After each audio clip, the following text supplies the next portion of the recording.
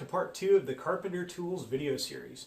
Today we're talking about the tools that a carpenter would carry in a toolbox, or in this case a tool tote, with them to a job. This is the array of tools that a carpenter would want to have with them and accessible throughout the day, but they don't use frequently enough to actually need to carry on them. So again, I've done this for many years, and these are the tools that I would typically use. Just a note, union carpenters, they do a lot of concrete form work, and then they do a little bit of light commercial wood frame construction. So something similar to a house, but in a 2-3 story building.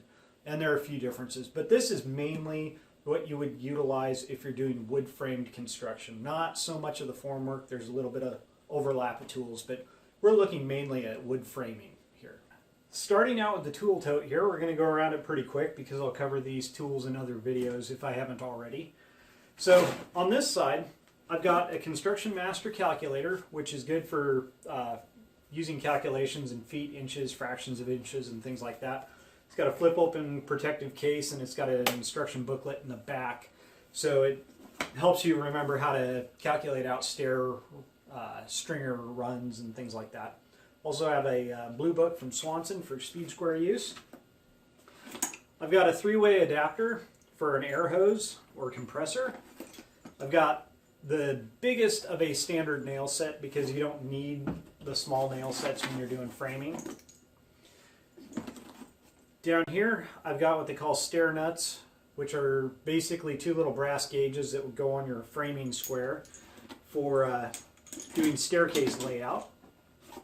I've got some oil for pneumatic tools, which is nice to have because those tools are expensive and a few drops makes them last way longer. I've got a selection of different sizes of deep impact sockets, and these are the standard sizes that you'll get for anchor bolts, hold downs, hardware, and things like that that you're going to run into on a regular basis as a carpenter. Obviously, they change with the job, so maybe you won't need a certain size, or you'll need a bigger size or a smaller size. So those kind of ebb and flow as the job progresses and the type of job you go to changes. Also, you want to use impact sockets because you're going to use impact wrenches, whether pneumatic or electric, quite a bit with those. On this end, I've got a bunch of extra carpenter pencils, which is obviously very good to have. I've got a selection of Sharpies in this pocket. I have multiple colors of these Milwaukee Sharpies, which I'm still kind of working on, or felt tip ink markers. I've got some big Sharpies, and like I said, Sharpies don't stand up very well once they get wet, so try and keep them dry if you can at all. I've got in the center pocket some of my different colors of Keels or Carpenter crayons. I've got several different colors there. And then behind all those, I've got a selection of several different sizes of Sawzall blades. I've got some coarse teeth in short and long blades, and then I've also got some fine teeth in short and long blades also. So you never know when you're going to have to cut metal, whether it's a misplaced anchor bolt or a piece of rebar sticking out, or just cut a window opening or something like that. I've got several spare Sawzall blades, these are obviously not Sawzall blades. I've got several spare skill saw blades, a bit of a tongue twister. So having a few spare skill saw blades are something that you want to have, because once they go bad, like I've hit screws by accident that were left over in form work, and I bent the blade after knocking about 3 teeth off, and that didn't work so well. On this side of this particular tote, I've got a place where I carry a 2-foot level. Obviously you could carry a long level, but 2 foot is convenient for this particular tool tote. It's got these nice straps and a little bit of a rubber padding to keep the not only level from sliding, but kind of protect the finish. In this outside pocket here, we've got a place to carry a handsaw. Carry one of these because when you're cutting rafters, you're cutting really steep, sharp compound miters, sometimes the skill saw doesn't have the capacity to cut all the way through. So you might cut 2/3 of the way through and finish it off with a handsaw. Or if you're cutting stair stringers or bird's mouths on rafters, you want to get in there and finish hand cutting that little inside corner instead of overcutting with your skill saw, although a lot of guys overcut. Underneath this pocket here, I carry several different air hose adapters. So depending on working with other people or different companies, or sometimes you'll have a rental compressor or somebody brings a different tool. This way you have a good selection of adapters so you aren't out of luck finding out that they have the wrong chuck style or size. So carry some of those. Here I carry a plumb bob. I believe this is about a 16-ounce brass plumb bob, and I carry it on a braided string. Do not use a twisted string, like a 3-strand twisted string, because when you actually have it hanging there, the weight of the plumb bob will stretch the string and it will start unwinding and straightening out, and your plumb bob will get lower and lower and be spinning extremely fast. So use a braided string. On this end, this is some of the kind of repair stuff. I keep additional packets of earplugs in here because that's definitely something you want to have. You want to protect your ears. Carry a spare roll of Teflon tape. Anytime you're working with air tools, you want a way to repair them. So Teflon tape is one of those things that you need. A spare tape measure, same size or type or something similar to what you have in your nail bags, because if your tape measure in your nail bags, if the blade breaks, you're out of luck. So spare tape measure, it can be an old one that's not as in good a condition as your new one, but that's something to have. Write in the Rain notebook, or just some heavy duty notebook of something to keep track of, you know, areas of the building that need work that didn't get done, like nailing off the exterior corner when your two walls came together and the sheeting didn't get nailed on the outside edge. So you can write a note, or keep your time, when you took lunch, when you got back, when you ended the day, which house you were working on, if you were working with track homes, or where you put fire blocking in, or whatever. So it's way easier to keep notes as you go throughout the day versus trying to remember a week later when time cards are due and you want your money. Spare string for your chalk line. Chalk lines do wear out in the string. They typically go at 8-foot increments for some strange reason. You're always running your string line on 8-foot pieces of plywood and pulling it over that 8-foot corner, and you're stretching it tight. That's where they go. So they go at 8-foot increments. I carry some spare utility knife blades, and then I also carry kind of an array of, they're old, but I'll carry an array of spare air hose fittings, some that are barbed that you can stick into the hose. You know, you shoot a nail or accidentally cut your air hose and you need to cut the end off and replace it, or whatever reason. Carry a couple spares of these. Again, determine what size you need and carry that particular size. On big jobs, sometimes you'll carry things like a spare switch for your skill saw or brushes for your skill saw. The switch, when they go out, and there's no real forewarning of it happening. Brushes are a little different. You can usually hear those starting to go out. Inside the tote itself, I carry a sledgehammer. If I'm going to be doing, you know, anything with form work, like setting footing forms or something like that, this is nice to drive in steel stakes. But it's also really nice when you've got a wall that needs to be tapped around, or you happen to have big bolts that need to be driven through glue lamp beams or something. They aren't going through those drilled holes as well as you'd like them to. I carry a couple different colors of chalk. This one goes to the chalk line in my nail bags. This goes to a spare chalk line or extra chalk line I carry in my tote here. I carry two different colors. Number one, if you mis-snap a line and you want to re-snap it and show the correct line, you would say, okay, red is always the color that we go to unless I see blue, and then blue takes precedence over red.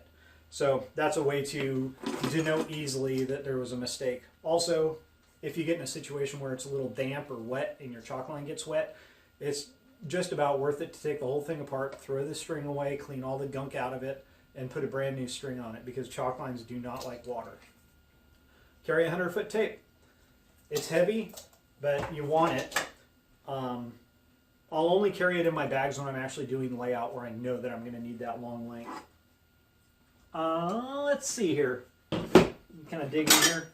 I carry a couple different tri-squares, and these are kind of an older tool, but there's definitely a benefit to them if you know how to use them, and we can talk about that later. So I carry a couple different sizes there. The small ones are actually surprisingly useful. I carry a set of twist drill bits. They're not long drill bits, so they'll go through, you know, a 4x4 or something like that, or a sill plate. And these are really aggressive. They drill fast, so that's nice.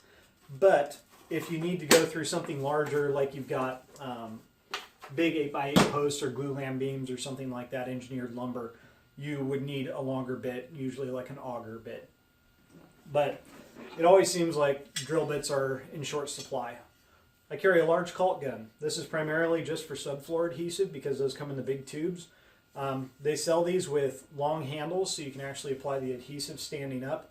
This one, I'm still okay with taking that one step out and getting the glued bead down. So I use just a large caulking gun here. I've got what's called a squangle, and this is another kind of layout tool. It does jobs very similar to a speed square or framing square or whatever, but it's adjustable. You can set it and do different types of layouts more rapidly with a tool like this. I carry a spool of string or a dry line, depending on where you come from. Again, I use the braided string. I never get the twisted stuff, so you might call it a braided mason's line because bricklayers and masons, they tend to use these.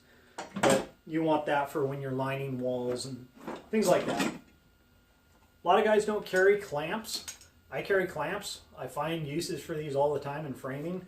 It allows you to get boards that are being unruly to where you need them to be without destroying them. I've seen guys try and use 16 penny nails to drive boards that don't want to be moved, and they just basically turn the board that they're beating on into toothpicks by the time they're done. So a couple clamps will move it there. It'll be there. You drive your nails in where they need to be and it'll hold it. So clamps are really beneficial. I carry a couple spud wrenches. One's just a crescent wrench style, and one is a 1/2-inch socket, ratchet socket, forward and reverse. This one will work with my sockets that I have here, and this one will work on pretty much any type of nut or bolt within the capacity of the jaws. The spud wrenches are typically used for connecting iron or steel, and how these work is as you have, say, a joist coming up to a flange off of a column, you'll stick your spud wrench through one hole, typically on your joist as it's dropping down, you'll stick it there, and then you'll line it up and drive this spike through and hit the plate on the column, and then you can wiggle it around and drive them together and get them lined up so that you can put a bolt through an adjacent hole. This also works with wood. So when you've got a big glulam beam sitting in a saddle, a steel connector where you've got bolts that are going to be through the saddle and the glulam, you can stick this in there and kind of wiggle it around and get that bolt through the hole. Getting bolts through is somewhat of a challenge sometimes. I carry another adjustable crescent wrench. That's really handy. Having these crescent wrenches also is extremely handy for when you have to change out those air chuck plugs out of your gun or on the end of an air hose or something. I've got a pair of nippers. It's a larger pair than what I carry in my bags. Just end nips, good for pulling nails that are very, very stubborn or cutting off nails or wires or whatever you need to. I've got this kind of a super heavy duty demolition bar that also has this jaw on the end. And this is designed to twist 2x4s or 2x material, 2x4, 2x6, 2x10, whatever. And sometimes when you're framing walls, you'll have a 2x4 that's like this on one end and correct on the other end. When you get the other end nailed and you've got this end, you can take this and twist it into place and nail it. That, if for some reason a nail gun nail blows through and you're twisting on it, that doesn't complain like somebody else is that's pushing on it with their foot or you're holding it with your hand. So that's kind of a nice safety thing. This is a T-bevel or adjustable bevel. These are nice because you can set them in place and have it exactly match the angle of whatever you're trying to match. So if you're on a roof and you've got some weird thing that you're doing, you don't have to do math, just get this out, adjust it to where you need it, take it down to your board, mark it exactly how you want it. I tend to not carry these in my nail bags, and I try and be careful with them because this adjustable blade here is very thin and it can get bent easily. So try and protect it as much as I can. Got the big 12-inch Swanson speed square that we talked about previously and the adjustable Stanley speed square. I've got this particular tool here, and this is another all-in-one kind of amazing layout tool. and we'll do a video on all the different features of this. So that's a nice tool to have. And then the tried and true Vaughn's Super Bar or Wonder Bar or Flat Bar or whatever you want to call it. These are the ones you want to get. You want to get Vaughn. They're the dark blue. If you get different brands, the steel is inferior and it will bend, it will deform, it will break. The Vaughn, I've had this one, I think almost from the beginning of my career in construction. So this might be pushing 20 years old here. And it still works wonderfully. So they have, I believe it's some kind of spring steel or something, but it stands up extremely well to the kind of stresses you'll put on them in construction. So now that we've gone through the tote, I'm going to kind of delve into the other few tools that these kind of vary. Some of them are typically owned by the carpenter, some are commonly owned by the contractor, if you're fortunate enough to work for a company that gets these tools. But these are the ones that don't fit as easily in the tote. So a couple things that are kind of a given, but you should pay attention to is safety glasses. I always try and carry at least one pair of clear and one pair of tinted. There are many reasons for that, but if you get to a job site where you're there at 5:30 or 6 in the morning and it's dark and you're working inside the building, you probably want clear lenses. Later in the day, it gets light, you're working outside, you want tinted ones. So they're really nice to have. These are something where maybe you'll keep your spare pair in, say, your lunchbox or your vehicle or something like that, because they don't stand up well when they're rattling around with other tools. But yeah, definitely carry at least a pair of spare safety glasses. Your eyes are way more of a hassle to replace than a pair of those. So I consider this a pretty crucial thing for me, especially in the summertime.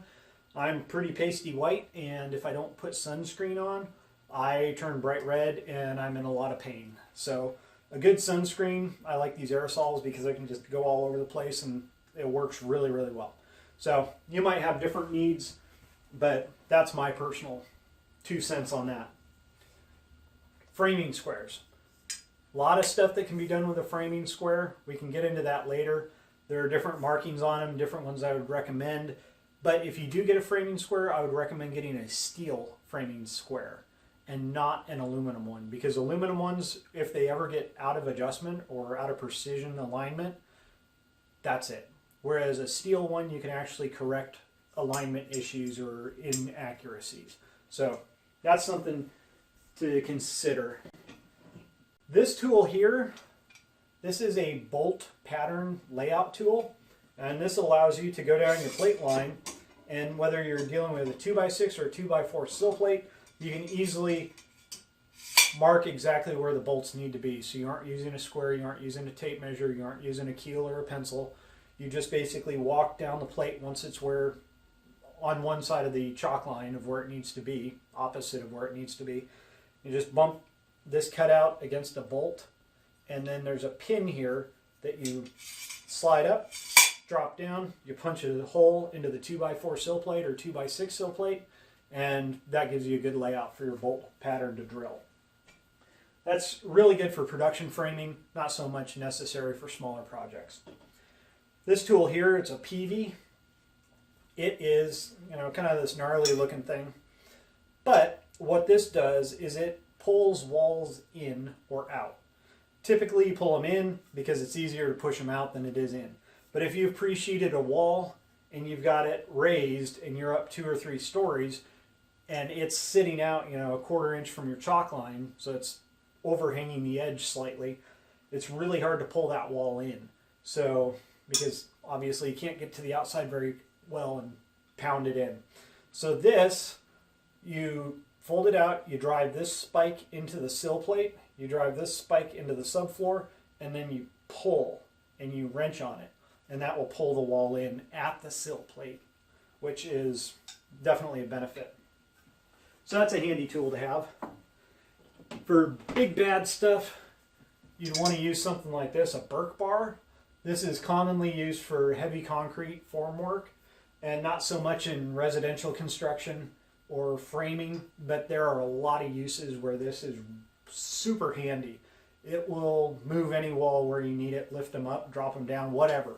So I like having a Perk Bar. They're heavy. They're probably, I'm going to guess, it's about 12 to 15 pounds in weight. So it's a substantial piece of equipment. Again, they're very expensive, so that might be something that the contractor would own and not the individual carpenter. And then levels, 4-foot level, this typically is going to be about the longest that a normal carpenter would carry or own with them, and bring with them. And then a longer level like the 6.5 footer, this might be something that the superintendent or foreman or somebody like that would have one of these on site. So you want the longest level that you can fit and afford. Thanks again for watching this episode of Carpenter Tools, and I look forward to getting the third one out with power tools and pneumatic tools. So thanks again for watching. This is Dan with Dan and Sarah Makers, and remember to like, share, subscribe, and comment.